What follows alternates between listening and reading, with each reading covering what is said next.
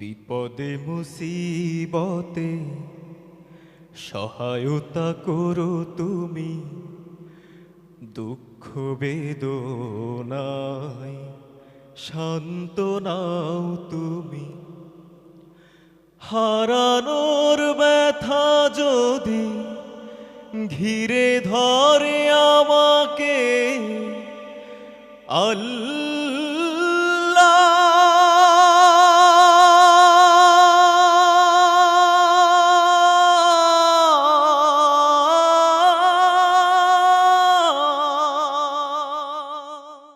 আসসালামু আলাইকুম ওয়া রাহমাতুল্লাহি ওয়া বারাকাতুহু।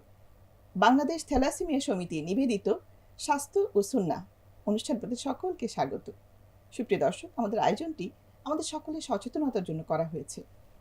আর আজকের যে আয়োজন, তাতে এমন একটি বিষয় নিয়ে আলোচনা করব আমরা, যা নিয়ে আপনি আমি সকলের সৃষ্টি। আল্লাহ তাআলা সূরা আম্বিয়ায় ৩০ নং আয়াতে বলেছেন, আমাদেরকে আল্লাহ তাআলা সৃষ্টি করেছেন পানি থেকে। আর এই বিষয়টি নিয়ে আমাদের আজকের আয়োজন। আমাদের আজকের বিষয় মানব জীবনের সূচনা। এই বিষয়ে কথা বলার জন্য আমাদের স্টুডিওতে আছেন লেখক এবং গবেষক অধ্যাপক ডক্টর আফরোজা বুলবুল। আসসালামু আলাইকুম ওয়া রাহমাতুল্লাহি ওয়া বারাকাতুহু। ওয়ালাইকুম আসসালাম ওয়া রাহমাতুল্লাহি ওয়া বারাকাতুহু। সুপ্রিয় দর্শক, আমাদের সাথে আছেন একজন চিকিৎসক, আমাদের সাথে আছেন ডাক্তার ফেরদৌস আক্তার শিমু।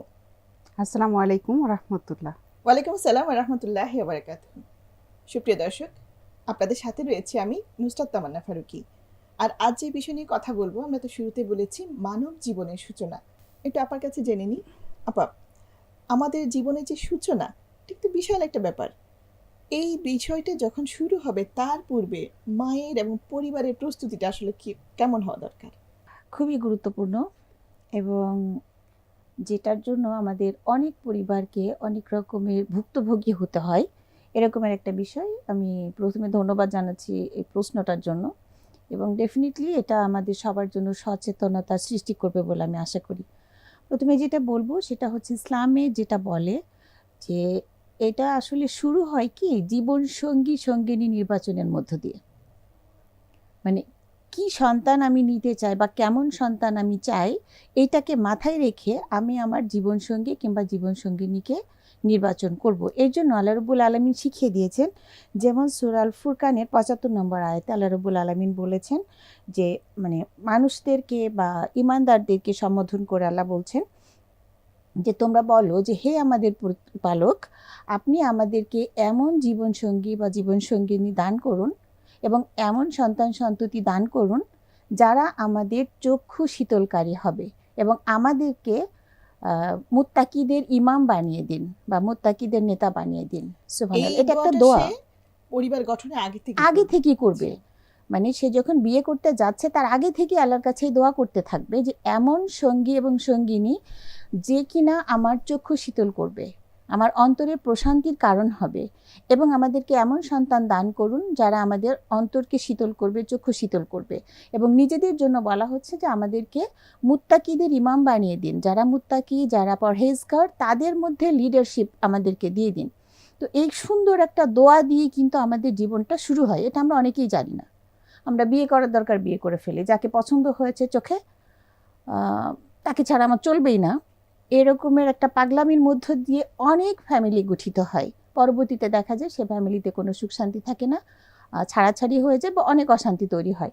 তো এই জন্য মুমিনদের জন্য যেটা, যারা আল্লাহকে বিশ্বাস করবে, যারা নিজেদেরকে মুসলিম হিসেবে দাবি করবে, তাদের জন্য আল্লাহ রাব্বুল আলামিন ইনস্ট্রাকশন দিয়েই দিচ্ছেন যে আমরা যখন সন্তান চাচ্ছি তখন আল্লাহর কাছে বলবো রব্বি হাবলি মিনাস সলিহিন, যে আল্লাহ সলিহিনদের মধ্যে থেকে একজনকে আমার সন্তান হিসেবে দান করুন। অর্থাৎ আপনি বলতে চাচ্ছেন আমাদের যে প্রাথমিক প্রস্তুতির কথা আমরা বলছি, সেই প্রাথমিক প্রস্তুতিটা হচ্ছে আমাদের দোয়ার মাধ্যমে। অবশ্যই, এবং এটা কোরআনের আয়াত, এটা আমার বা আপনার মুখের কথা না। যেটা নবী রাসূলরা করে গেছেন সেটাই কোরআনের মধ্যে আল্লাহ কোট করে দিয়েছেন যে কিয়ামত পর্যন্ত যত মানুষ এই কোরআন পড়বে, যত মুমিন মুসলিম এই কোরআন পড়বে, তারা যেন এই ভাষাতে দোয়া করে, যেটা আল্লাহর কাছে কবুল হয়েছে। এরপরে আমরা সূরা ইমরান এবং সূরা আম্বিয়াতে জানি যে হযরত জাকারিয়া আলাইহিস সালাম মারিয়াম আলাইহিস সালামকে দেখার পর ওনার ভেতরে যে অনুভূতি হয়েছিল, সেখান থেকে উনি আল্লাহর কাছে 2টা দোয়া করেছিলেন, এবং সেখানে ছিল যে রব্বি হাবলি মিন লাদুনকা যুররিয়াতান তাইয়্যিবাতান ইন্নাকা সামিউদ দুআ, যে হে রব্বুল আলামিন, আপনি আমার কথা শুনুন না, আমার দোয়া শুনুন, আমাকে একজন নেক সন্তান দান করুন, নিশ্চয়ই আপনি দোয়া শ্রবণকারী। সূরা আশ-শূরার 50 নম্বর আয়াতে আল্লাহ রাব্বুল আলামিন বলছেন যে আল্লাহ পাক যাকে ইচ্ছা কন্যা সন্তান দান করেন, যাকে ইচ্ছা পুত্র সন্তান দান করেন এবং যাকে ইচ্ছা কোনোটাই দান করেন না। সুতরাং আমরা দোয়া করলেই যে আমাদের দোয়া কবুল হয়ে যাবে, আমরা এটা পেয়ে যাবে, এটা নাও হতে পারে। এটা আল্লাহর পক্ষ থেকে পরীক্ষা। এবং আল্লাহ কোরআনের অনেক জায়গা বলেছেন সন্তান, সন্ততি, ধন, সম্পদ এগুলো হচ্ছে দুনিয়ার জীবনের পরীক্ষা। তো এই পরীক্ষার জন্য যদি আল্লাহ আমাকে দিয়ে পরীক্ষা করতে চান তাহলে দিবেন, না দিয়ে পরীক্ষা করতে চান তাহলে সেটাও করবেন, আসলে আমার দিয়ে কাছে নিয়ে মনে হয় নেবেন। যে এই বিষয়গুলো আমাদেরকে আসলে অনেক ব্যাপকভাবে জানতে হবে। হ্যাঁ, মা বাবা আচ্ছা। হওয়ার আগেই কি আমি সেটা হুম। বলছিলাম যে আমি সন্তান এক্সপেক্ট করছি যে আমরা আমাদের বংশধরকে নিয়ে আসব, কে কেমন হবে, ভালো হবে, মন্দ হবে একমাত্র আল্লাহ রাব্বুল আলামিন জানেন। জানেন তো, আমাদের সুতরাং চেষ্টা করতে হবে। এবং হুম। জন্ম এবং মানুষ একমাত্র তার কাছ থেকেই আসে, অন্য কোনো সোর্স নাই। সুতরাং তাকে কাছেই আমাদের এই দোয়াটা করতে হবে যে উত্তম সন্তান, নেক সন্তান, উত্তম ওয়ারিস, এগুলোর জন্য দোয়া করলে আল্লাহ হয়তো সেটা কবুল করবেন কবুল করবেন ইনশাআল্লাহ। ইনশাআল্লাহ। ইনশাআল্লাহ আপনার কাছে একটু পরে ফিরছি, একটু আমাদের ডাক্তার আপার কাছে আসি।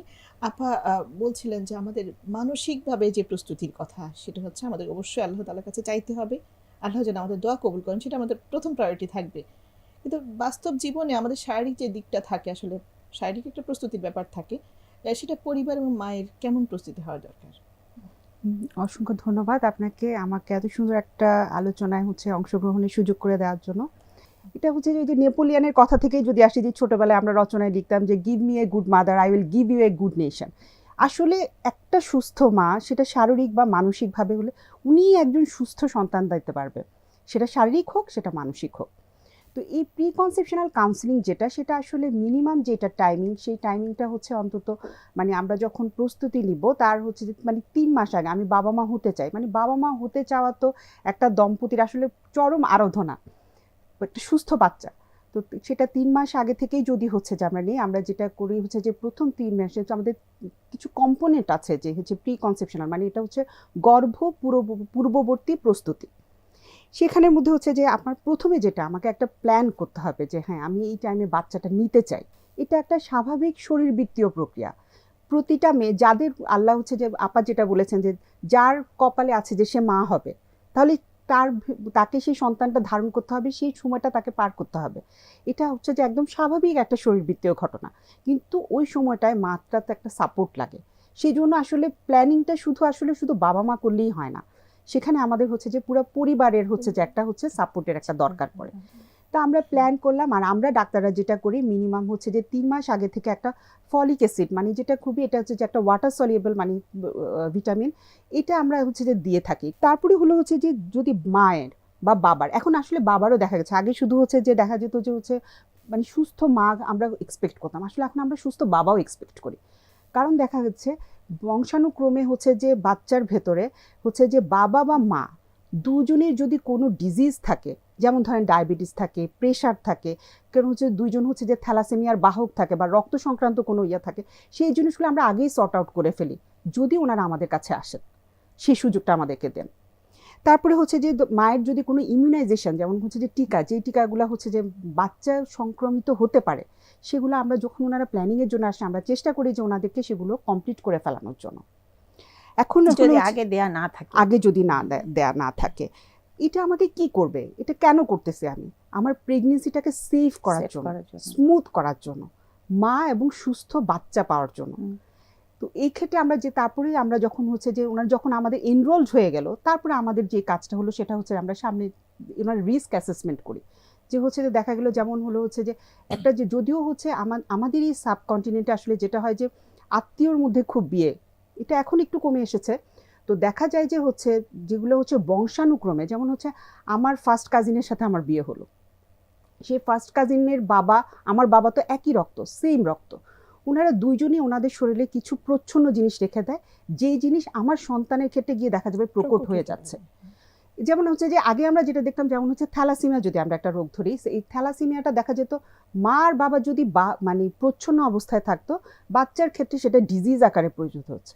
এবং আমরা জানি যে একটা হচ্ছে সুস্থ বাচ্চার এরপর বাবা অসংখ্য রোগ আছে এবং অসংখ্য, রোগ হ্যাঁ। আছে। তো সেটা হচ্ছে যে এখানে এই যে এটা যেটা আমরা যদি হচ্ছে যে একটা সামান্য একটা পরীক্ষা, একটা সিবিসি করলে আমরা একটা বুঝতে পারি যে এখানে হচ্ছে যে আমার হচ্ছে যে আমরা সবাইকে কিন্তু ইলেকট্রোফোরেসিসটা যেহেতু একটু দামি পরীক্ষা, মানে যেটা দিয়ে হচ্ছে যে রক্তবাহিত কোনো রোগ আমরা নির্ণয় করতে পারি, আমরা জাস্ট একটা সিবিসি আমরা ডাক্তাররা দেখলেই বুঝি যে এনার এই পরীক্ষাটা করতে দেওয়া উচিত।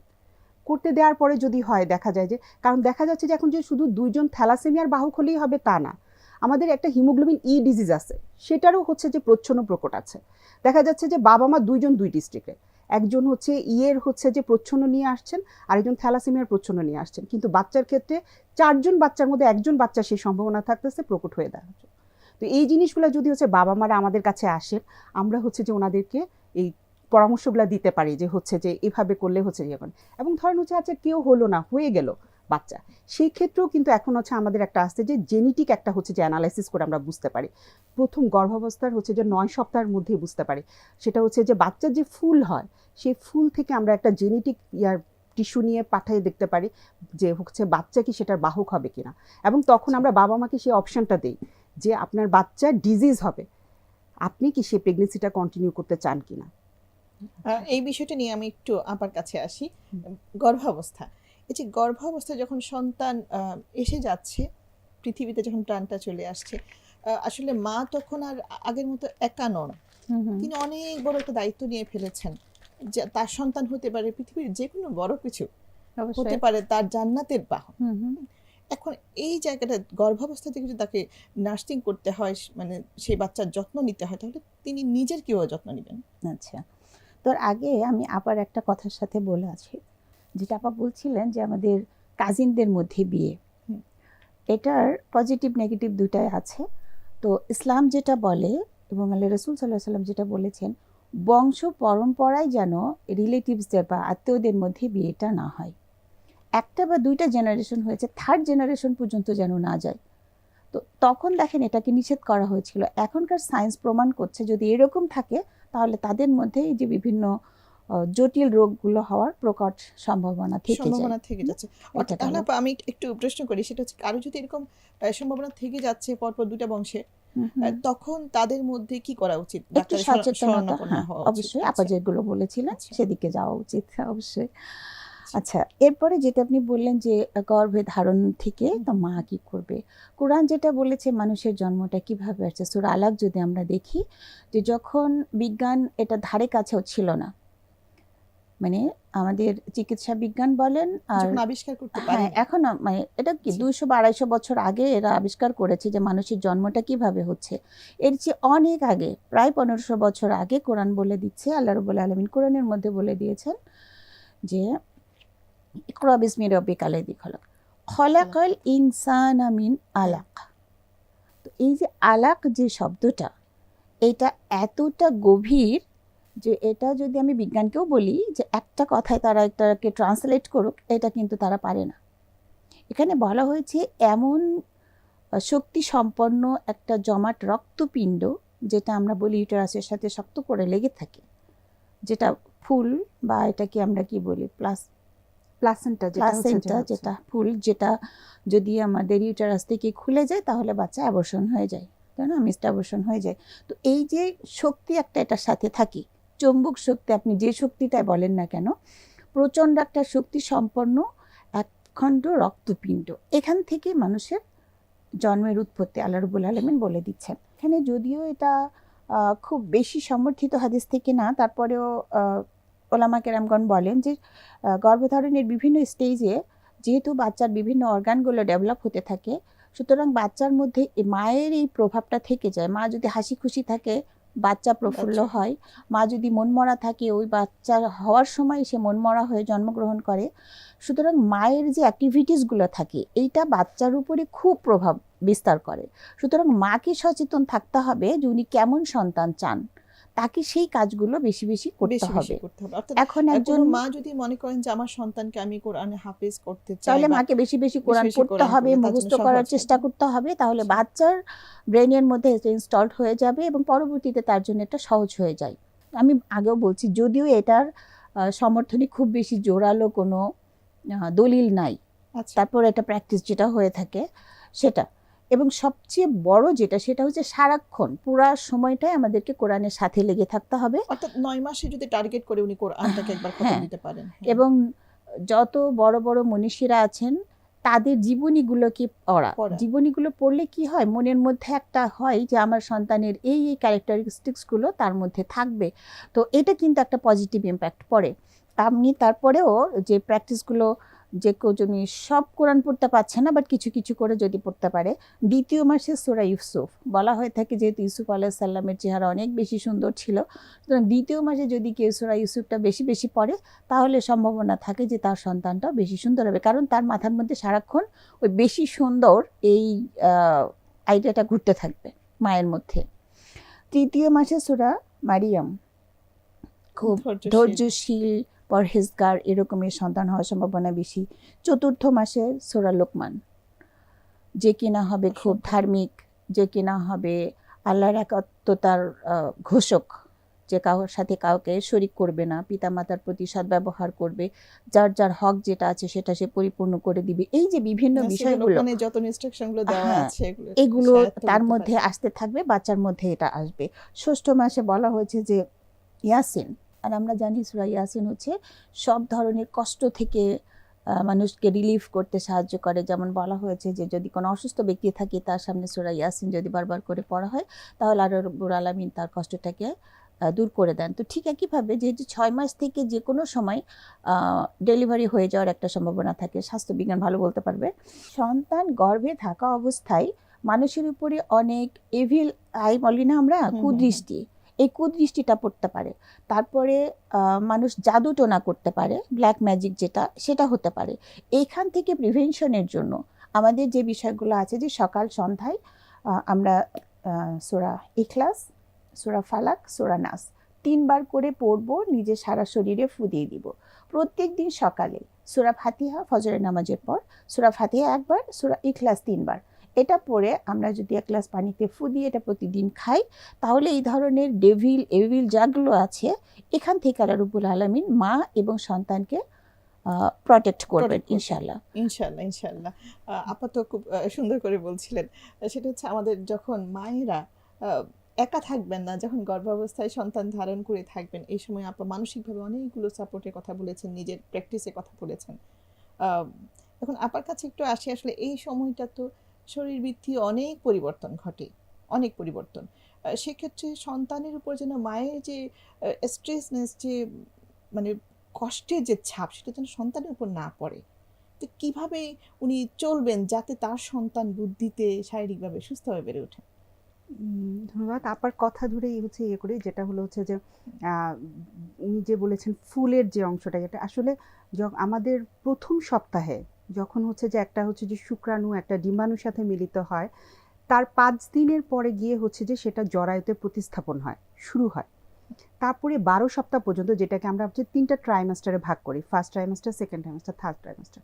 ফার্স্ট ট্রাইমাস্টার 12 উইকসের মধ্যে অলরেডি বাচ্চা আসলে পুরো মোটামুটি একটা স্ট্রাকচার ডেভেলপ হয়ে যায়। তারপরে আস্তে আস্তে আস্তে আস্তে বাচ্চার হচ্ছে যে বিভিন্ন হচ্ছে যে তার যে সেন্সেশনগুলো, এগুলো আস্তে আস্তে ডেভেলপ করে। এর মধ্যে যেটা হচ্ছে যে ইয়ার সাথে প্রাসঙ্গিক, সেটা হলো হচ্ছে যে বাচ্চার যে শ্রবণ শক্তিটা, সেটা আসলে গিয়ে 24 সপ্তাহ, যেটা হচ্ছে ধর 6 থেকে 7 মাসের মধ্যে ডেভেলপ করে। তো তখন যদি একজন মা যদি হচ্ছে যে একদম কাম একটা হচ্ছে পরিবেশে থাকে, এবং হচ্ছে যে যেটা হচ্ছে আমাদের প্রশান্তি, আমাদের খুব অশান্তি লাগলে আমরা একটু নামাজ পড়ি, একটু কোরআন শরীফ পড়ি, খুব শান্তি দেয় মনে। তো আমার শান্তি যদি, মা যদি শান্ত থাকে, আমার ভেতরে সন্তানও শান্ত থাকবে। তাহলে সেটা যদি হচ্ছে যে পড়ি, এবং এটা হচ্ছে আপাত বলেছেনই যে হচ্ছে যে বাচ্চার ভেতরে এই জিনিসটা হচ্ছে যে জন্ম পরবর্তীও সেটা বহমান থাকে, সেই ক্ষেত্রে এটা করতে পারি। আরেকটা যেটা ওই যে আমি আগেই বলেছি যে হচ্ছে আমাদের পরিবারেরও একটা প্রস্তুতি, আমার পরিবারও যে হচ্ছে যে পরিবারের অন্যান্য যে সদস্যরা আছে, যে না ও তো হচ্ছে যে মানে ও তো হচ্ছে প্রেগনেন্ট, সুতরাং হলো হচ্ছে যে আমরা আননেসেসারি কোনো স্ট্রেস ওকে দিব না, এবং কোনো স্ট্রেস সবসময় হাসি খুশি রাখার জন্য। এই ক্ষেত্রে হচ্ছে যে একজন মানে গুড হাজবেন্ড, বা গুড হাজবেন্ড বলতে আমি এই অর্থে বলছি যে মানে যতটা না হাজবেন্ড, তার চেয়ে বন্ধুর মতো যদি একজন হাজবেন্ড হচ্ছে বুঝে, কারণ ওই সময় এত বেশি হরমোনাল ইমব্যালেন্সের জন্য এত বেশি মুড সুইং হয়, কিছুই ভালো লাগে না। একটা সময় আছে মানে আমরা তো সবাই হচ্ছে আমাদের অভিজ্ঞতা আছে যে কিছুই ভালো লাগে না, শুধু কান্না পায়। তো এই জিনিসগুলো যদি তখন মা যদি হচ্ছে যে অস্বস্তিতে থাকে, আমার বাচ্চা অস্বস্তিতে থাকবে। এই বিষয়টা মনে হয় আমাদের পরিবারের সকলকে যদি একটু সবারই জানা বোঝানো উচিত। যায় হ্যাঁ, হ্যাঁ। যে আমাদের এই আচরণটা আমার না, মানে ওই মেয়ের উপর না, আসলে মূলত আমার ভবিষ্যৎ বংশধরের আমার উপর ভবিষ্যৎ বংশধরের উপরে, পড়ছে। যেমন এই আমাদের, বিষয়টা যদি একটু হ্যাঁ, বোঝানো যায়। আমাদের যেমন সমাজে হচ্ছে যে আছে যে হচ্ছে যে মানে দেখবেন না এখনো পর্যন্ত একটা ট্রেডিশন, আসলে এটা আসলে কারো, যেমন আমি চেম্বারে যখন রোগী দেখি, খুব হচ্ছে যে মানে যখন হচ্ছে যে মুরব্বীরা কারো নিয়ে আসে, খুব মানে দেখি যে সামনাসামনি লেগে যাচ্ছে, মানে হাজবেন্ড নিয়ে আসছে ওয়াইফকে, তখন আপনারা কি করেন? আমরা আসলে কিছু তাকিয়ে থাকি আর কি, তাকিয়ে হচ্ছে যে একটু নিজেকে শান্ত করি। আমি তখন নিজে না পরামর্শ। দোয়া পড়তে থাকি যে আল্লাহ আমি যাতে বুঝাতে পারি। আচ্ছা। হ্যাঁ, মানে তখন আমারও আসলে খুব স্ট্রেসড লাগে, কারণ ওনারা ওনাদের একটা স্ট্রেস নিয়ে আসছে, আমার কাছে তো অলরেডি পেছনের হচ্ছে যে 20-25টা রোগী স্ট্রেস বলে গেছে, সেই স্ট্রেসগুলা নিয়ে তখন আপনার আমার কাছে নিজেরও তো, প্রায় এই ধরনের অভিযোগ আসে যে হ্যাঁ, পরিবারের এগুলা মধ্যে? হচ্ছে আমাদের প্রতিটা ডক্টর, মানে হচ্ছে যে যারা স্বাস্থ্য ইয়াতে আছে আমরা, কারণ আমাদের কাছে যখন আসে শুধু শারীরিক অসুস্থতা নিয়ে আসে না, মানে এমনও নিয়ে আসে হচ্ছে যে মানে খুব ইয়ে করে যে হচ্ছে যে দেখা যাচ্ছে শাশুড়ি নিয়ে আসছে, হাজবেন্ডকে বাইরে রাখছে, কিন্তু আমি চেষ্টা করি সব সময় প্রত্যেকটা স্টেপস, যে হাজবেন্ড যদি থাকে, বেশিরভাগ ক্ষেত্রে আমাদের দেশে যেটা হয় যে হাজবেন্ড আসলে দেশের বাইরে থাকে, সেক্ষেত্রে আসলে ওই মাটা খুবই অসহায় হয়ে যায়, কারণ সে আসলে কাউকে এক্সপ্রেস সেই করতে পারে গর্ভবতী না, মাটা অনেক বেশি কাউকে অসহায়। এক্সপ্রেস করতে পারে না। তখন হলো হচ্ছে যে চেষ্টা করি হচ্ছে যে ফ্যামিলির হচ্ছে যে যারা হচ্ছে যে মানে কাছের মানুষ যারা। কাছের মানুষ, ওনাদেরকেও একটু কাউন্সিলিং করার চেষ্টা করি। এবং এটা একটা ধারণা রয়ে গেছে যে আমাদের, যে আমরাও তো হচ্ছে 8-10টা বাচ্চা জন্ম দিচ্ছে, এটা তো হয়নি, কিন্তু আসলে হয়নি, কিন্তু তখন যে জিনিসগুলো আমরা আসলে নোটিস করতাম না। আমাদের সময় দেখেন হচ্ছে যে আমাদের অনেকেরই দাদা হচ্ছে যে বা নানা হচ্ছে যে হচ্ছে 2 বিয়ে আছে, কারণ হচ্ছে যে কে জন্ম দিতে দিতে মারা গেল, কে হলো হচ্ছে যে পাগল হয়ে গেল, এই জিনিসগুলো কিন্তু আসলে তখন মানে এগুলো আমরা নোটিস করতাম না। এখন চিকিৎসা বিজ্ঞান উন্নত হওয়ার জন্য, আমাদের মিডিয়া কাভারেজ থাকার জন্য আমরা জানি যে হচ্ছে যে হ্যাঁ, এই ক্ষেত্রে হচ্ছে মাটা মারা যাচ্ছে, মাতৃমৃত্যুর জন্য আমাদের সরকার কাজ করছে, আমরা কাজ করছি।